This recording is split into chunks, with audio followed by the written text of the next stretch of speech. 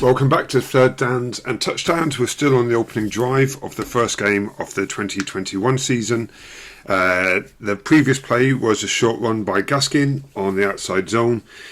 So what have we got on this play? It is right, hip, F stack left, F motion and Y crack. So again, what does that mean?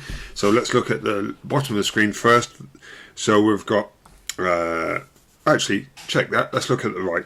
So we've got right hip. So Gesicki is on the right. Smythe is on the hip of the right tackle. F stacked left. So Waddle, who we're moving around, is stacked directly behind behind Parker. Parker is basically on top of Waddle. We should probably give a call to Gesicki being closer to the line of scrimmage and not really spread out. I don't know what the Dolphins call would be for that. But route wise at the bottom of the screen working out, we've got Parker who's going to go on a 7-yard out. Waddle who's going to come in motion and receive the ball essentially on the flat. Gaskin's in pass pro. Tua is obviously the quarterback. Smythe is going to work back against the motion and kick out the defensive end. And Gesicki at the top of the screen is going to block in the open field. I'm not going to talk about defense because they don't really have time to get into their zones. It's basically, I think, a cover 2 defense too high with zone underneath. Let's get straight into the wide film.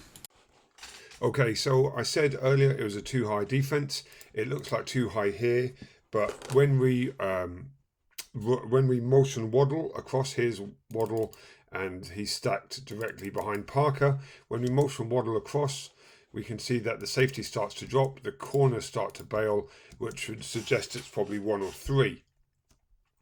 Now, I think it's 3 because they're not going with them. No one went with Waddle, so I would say it's a cover 3 defense. So we would probably see 3 high safeties and everyone in their zone underneath. However, here Gesicki is going to have to block this corner out. Come on, Mike, close the gap. And he's got to get closer to that defender. As we run it back, 10 seconds. I apologise for the blur. I have no idea why that happens on film. But now, this is a 2-man route basically, because we've got a blocker, we've got Smythe who's going to kick back, and we've got Parker at the bottom who's going to run the 7 and out. So this allows... it's a very flat scheme, basically. So what we need from here, like Tua's got the ball in his hand. Here, there's a little bit of flash of play action, but the throw is really bad to Waddle. He throws it high and outside him. So that takes him outside of the block of Gesicki. Gesicki still works, gets something on the block. It's not ideal. Again, I'm really sorry for the blur. I have no idea why it does this. Now, Waddle takes a good job, takes an average job, puts his foot in the ground, turns it into 5 yards, and it's a decent return, but it could have been better if the throw had been better. So, but we still got 5 yards out of it. So let's look what happens on the O&D lines now. Okay, let's be honest, this is what I'm here for. I'm here for the offensive line play, and I can talk to you about receiver play. So, first thing I like about this is that we are showing flexibility in the scheme from last year. If a team we were playing changed, our offense could not change under Chan Gailey. So, massive step forward. The change defensively is that they have moved from a 40 front to a 30 front. So that means we've got 3 down linemen. So we've got the centre is covered by the nose tackle. Both the interior linemen are inside the tackles. We have a linebacker, number 8, in the middle of the box. And then we've got 2 edge rushers who we have to decide how we're dealing with. So we use partially full slide pass principles here, which means everybody slides one gap, one either to the right or to the left. In this instance, they're sliding to the offensive right as we look at it. So nice and simple.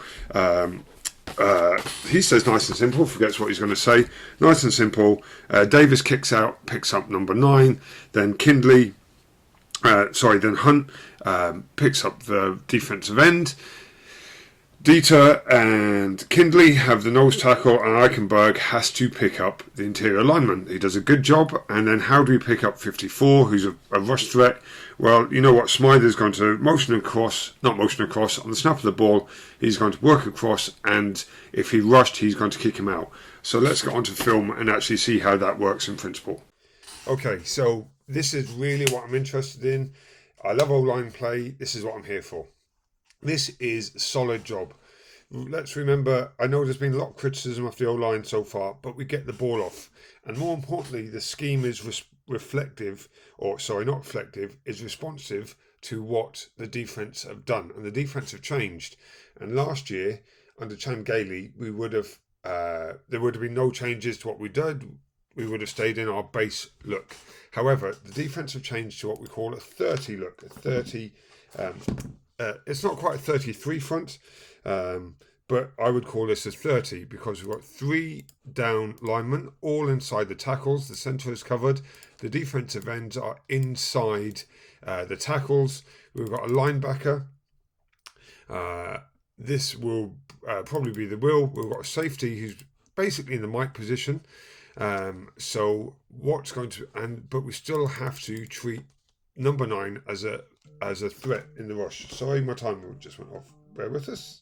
Okay, so we still have to treat 9 as an edge rush. So effectively, what we're going to do is use what they call a full slide principle, where everybody in this instance would slide to their offensive right. So we'll see Davis slide to 9. We'll see Hunt slide to this defender.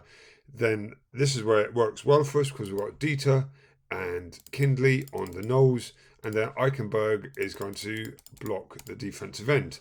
So who's going to get the other outside linebacker as a run threat? Biggest change from last year. We've already seen it once in this series. Smythe is going to, on the snap of the ball, work back across the grain and be responsible for that backer. So let's just have a look at it in action. Just want to pick out some nice little bits and 1 or 2 concerns.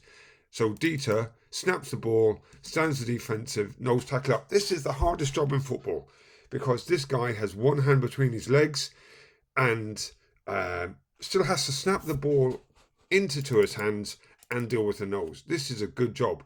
And this is football I really like. Here comes Kindley with just mean intent. He's got no hands. His head isn't involved in the block, but excuse me, shouldn't swear.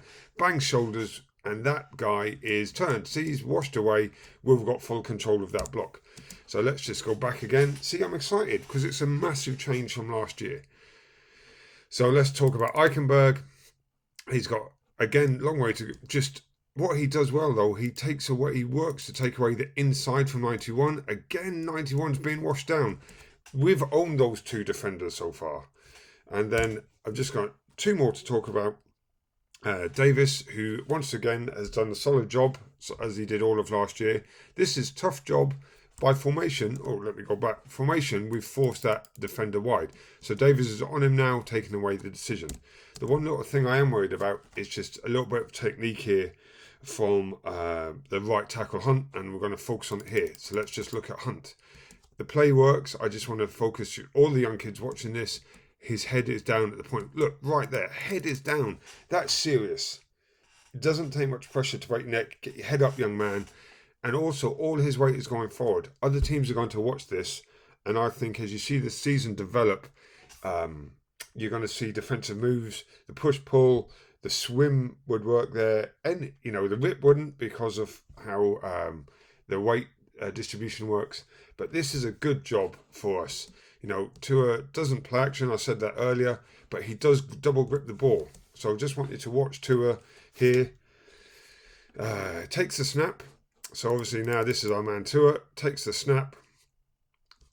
Has the ball in his hands. Changes position. And it's just a late throw that forces Waddle wide.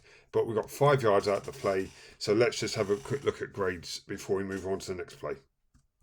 So we got 5 yards out of the play. And at the risk of upsetting all the Tua fans, Tua got a minus grade on this play because it was an accurate throw that Waddle had to catch and adjust his body for. I would just like to remind you all, I'm a Dolphins fan, so I want Tua to be successful as well, but it was a poor throw.